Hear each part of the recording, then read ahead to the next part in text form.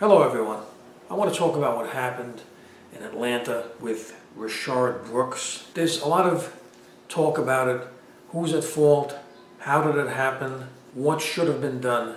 And if you really watch this, I'm seeing something that's not being spoken about. And what they're not talking about is a situation was created that didn't have to be, okay? What you see here is a clear escalation of the situation when it should have not gotten there. If you look at the very beginning of the video, it's actually a very large length video that you can see everything happening from beginning to end. The first cop is the one that started all the problems. He was sleeping in the drive-thru, okay? Now, he was blocking some traffic, but you can clearly see cars were able to get around him. So it wasn't an urgent situation. I mean, he was just in the line. It's not like this is Grand Central Station, you know, it's a Wendy's somewhere in Atlanta, Georgia. It's not a huge, big deal. He was sleeping. Okay, he was blocking the drive-thru, but people were able to get around him. It wasn't such a big deal. So he's sleeping. He wasn't operating a vehicle. He wasn't driving. And I'm assuming the reason he was sleeping in the car is also because he had people ahead of him. He was in the process of driving there, obviously, to buy food, and then when he had people in front of him, he's just waiting in traffic. And that makes you sleepy, and he dozed off. Now, of course, he was drinking.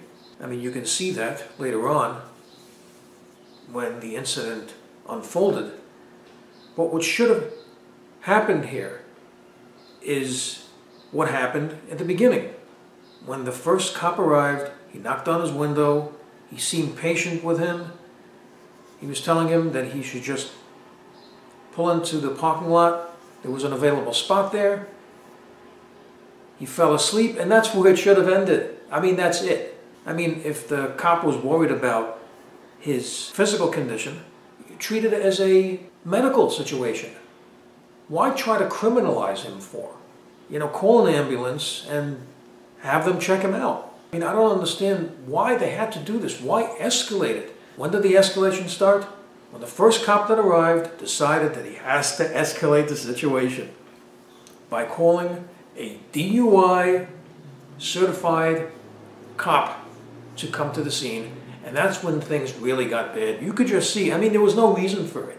I mean, he's interrogating this guy. The guy is half asleep. He was in his car interrogating him, trying to get him to admit that he was drinking before he got into the car. How many drinks did you have? I mean, the guy was sleeping in the car. He wasn't operating the vehicle. He wasn't driving when they stopped him. He wasn't driving recklessly when they stopped him. So he has to interrogate him and ask him questions to admit that he was drinking, and then escalate it further by telling him to take a breathalyzer test. So this is a total escalation. Totally unnecessary. This should have never happened. Now keep in mind, this is a DUI. They were trying to build up a case against him, to escalate a situation, to get him on a DUI, which is very serious. He right away was looking, right? And then from there, it went to an arrest. So he's looking at a DUI.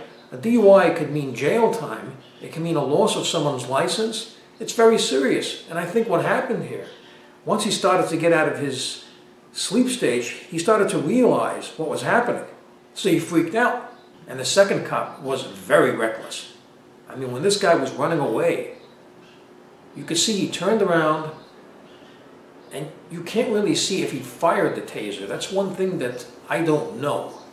If the taser was fired at the cop as he was fleeing, he was trying to turn around to the cop and fire something. I can't really tell. You could just see lights from both tasers. It looks like both of them were holding something that was kind of reflecting in the light. And you really couldn't tell who was firing where, if anything was being fired, but you could just tell they were holding something. It looks like both of them were holding something in their hand. And as he turned around, he was shot in the back. Now, think about this. You really have to ask yourself this question: is a taser a deadly weapon? Well, if it's a deadly weapon, then why do police have it? They already have a deadly weapon. They're carrying a firearm. So is this less of a deadly weapon? And also you have to ask yourself, how far away was he when he was turning around with the taser at the cop, because I think a taser only has a certain range. It doesn't reach that far like a firearm. Was that taser really considered a threat to that cop's life? And keep in mind, when he turned around, the range was going to get a lot further. He ended up shooting him in the back.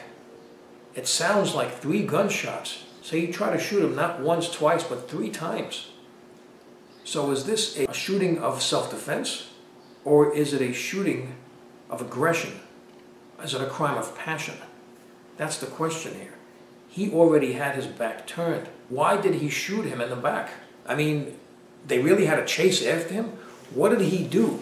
He was sleeping in his car. He wasn't actually operating the vehicle as they showed up. So what were they trying to chase him down for? Did he just rob a bank or do something really serious? No. Let him go. They have his license. They have his plate number. They know who he is. If you really want to get him a different time. I mean, is he a danger to the public? Because he was sleeping in his car in a Wendy's parking lot? He had to shoot him 3 times in the back? He was already ahead of them? He was trying to run away? I mean, I just don't understand it. It's like this mentality of a lion trying to run after its prey even though they're not really hungry. You know, it's like you see the guy running away and you just have to give chase. It just seemed like that.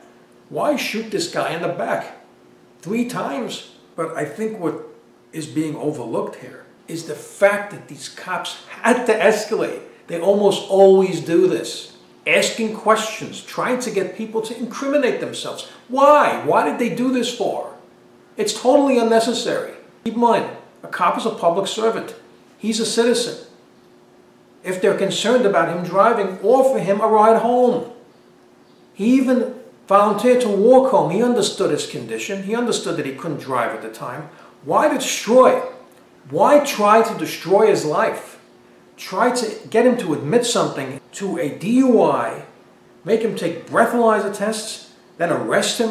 Why do this? Why? To go through this kangaroo court and make him get some public defender where his life is going to be destroyed, where they'll take away his license, maybe get him to spend jail time? What is that going to do for this man?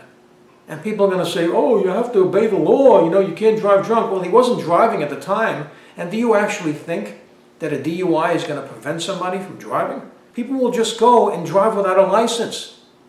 I mean, a DUI is pretty bad. If someone's driving with a DUI and they're caught, it's very serious, they'll just drive without a license. I mean, how is this going to prevent anything? They just try to escalate. That's what they did. This was the problem. And people talk about George Floyd, they talk about the physical implications. You know, people that lose their lives from police violence. But what about the financial implications?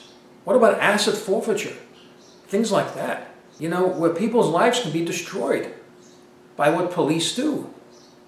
By escalating situations. By saying that they smell marijuana in a car. Just trying to escalate. To ask questions. Using intimidation tactics. You know, they walk over to someone's car with guns and badges. It's intimidating. I already mentioned about private policing. This is a solution that should be thought about. This gets rid of the unions and the qualified immunity. Because it just does not seem like these police are being trained well, or maybe they're being told to escalate situations, and that's what they did here. I don't know why the media is not talking about this. The situation was clearly escalated. The first cop came there. He tells him to pull into the driveway, ask him if he's okay, you need any medical attention, do you need a ride home, make sure to walk home. He could have stayed there for a while to make sure that he was doing the right thing, and that's it.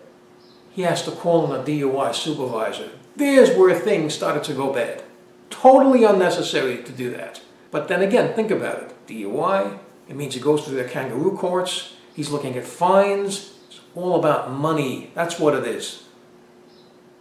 Why don't you get it? That's what this is about.